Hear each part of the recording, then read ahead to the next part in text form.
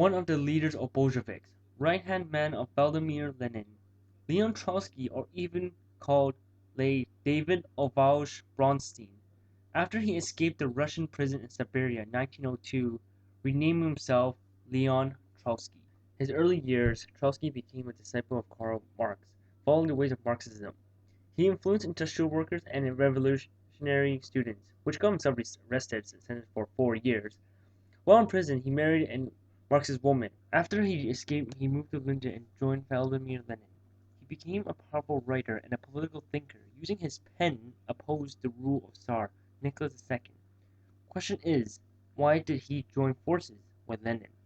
It all started in 1903 after the Irka seceded the Second Congress and was split into two, Mensheviks and Bolsheviks. Having Trotsky supporting Martov, leader of Mensheviks, while against Lenin, leader of Bolsheviks, Trotsky later realized he was wrong opposing against Lenin, and later allied with Lenin unofficially. Trotsky literally spent much of his adult life in prison or in foreign exile, writing a communist newspaper and journals. Because when the news of Bloody Sunday broke out in 1905, he returned to Russia, which he wrote articles, pamphlets, newspaper, inspired and molded the protests to uprise against the Tsar. Because of this, he got arrested again and was exiled in Siberia in 1907. But he escaped again, which pretty good at it now, and been writing ever since till World War One broke out and wrote anti-war articles. During World War One, the Bolsheviks and Mensheviks worked with the government to some extent. While this is happening, Trotsky went to Switzerland and worked in the Swiss socialists. While was in the Swiss socialists, he wrote the book The War and the International, which was against pro-war position.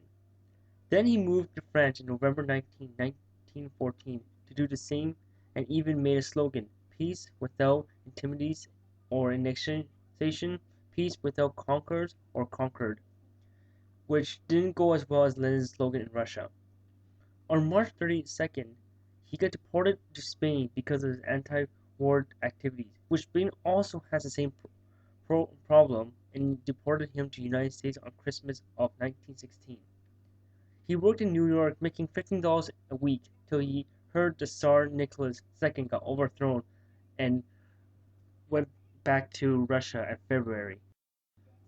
Upon his return, pro-Bolsheviks failed to uprise in Petrograd, and Trotsky was arrested again. Dang, he should just live in jail forever. But he was released after the failed counter-revolution by Larv Kornilov because of his supporters turned over to Bolsheviks. When Kornilov was out of the picture, Alexandry Kerensky came into the picture, the head of provincial government, and got overthrown by Trotsky and Lenin. This was successful, but still making Bolsheviks pretty weak after these battles over and over again. During Bolsheviks still in its weak state, just gained control of the provincial government, General Pyotr Krasnov tried to defend Bolsheviks from uprising to also troops that are loyal to the provincial government at Gajatina. Trotsky became commissioner of war and organized a victorious Red Army in the Civil War that followed, defending them all and successfully defeating attempts by the other Bolsheviks. In 1917, this made Trotsky officially unquestionably the second man of Lenin. After this revolution in 1918, the Treaty of Brest-Litovsk was signed. Trotsky was against with Lenin of this treaty because of Germans demand harsh terms to secretly make peace with Bolsheviks. Lenin argued that there is no condition to defend other countries to invade Russia. So Trotsky then resigned as a Commissar for Foreign Affairs for the potential obstacle of the new policy. Spring of 1918, Trotsky recognized the problem of Red Army and pushed a formation military council to generals. But these generals resigned because of Trotsky's policy of strict discipline and conscriptions, which quick way to say it, they don't like Trotsky at all. Later, Trotsky was appointed to Commissar of Army and Navy Affairs, which gained control of Red Army completely and disciplined the military machine and party controlling squad. Trotsky's Red Army would soon be tested by the White. The White Army was meant the enemy of the Reds. Trotsky pushed the White Army spring offensive in the east, but was held advancing by the White Russian Army, and Trotsky had to bring his men from the east to defend from the south.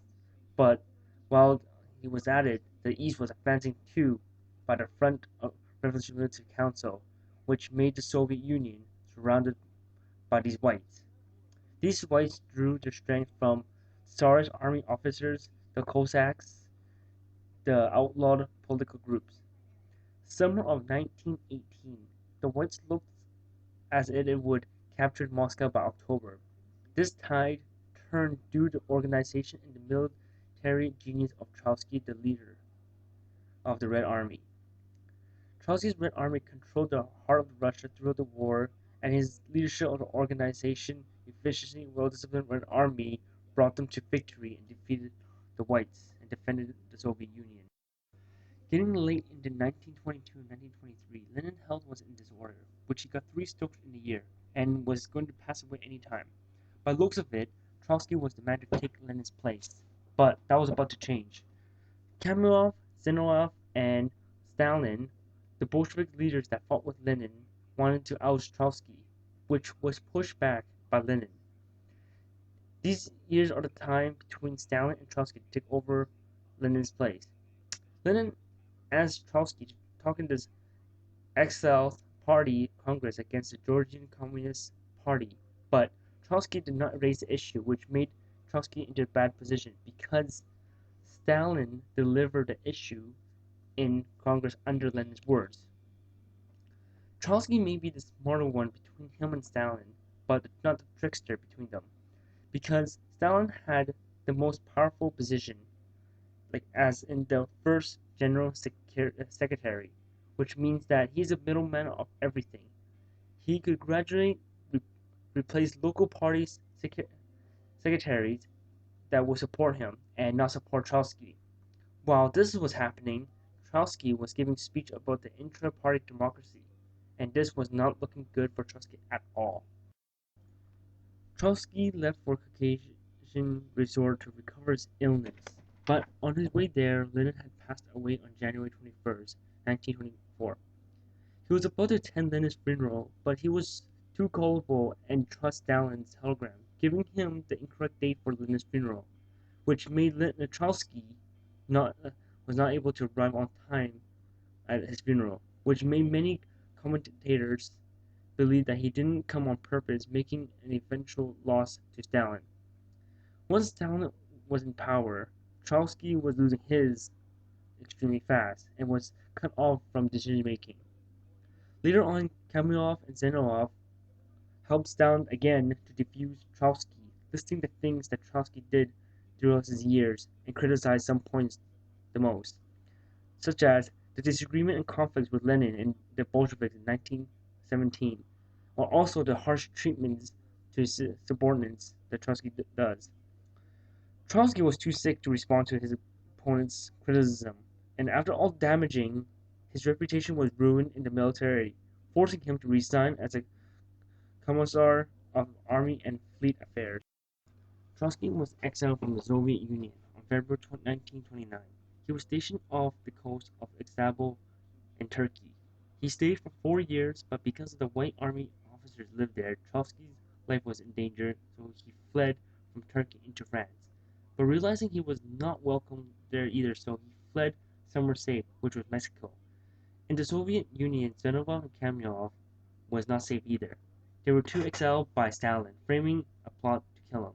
This was during the Purge. August 20th, 1940, Trotsky was attacked in his home by an NKVD agent named Ramon McCurdy, which struck him with an ice axe but did not kill him instantly. They struggled a while till Trotsky's bodyguards came to kill Ramon, but Trotsky told them not to.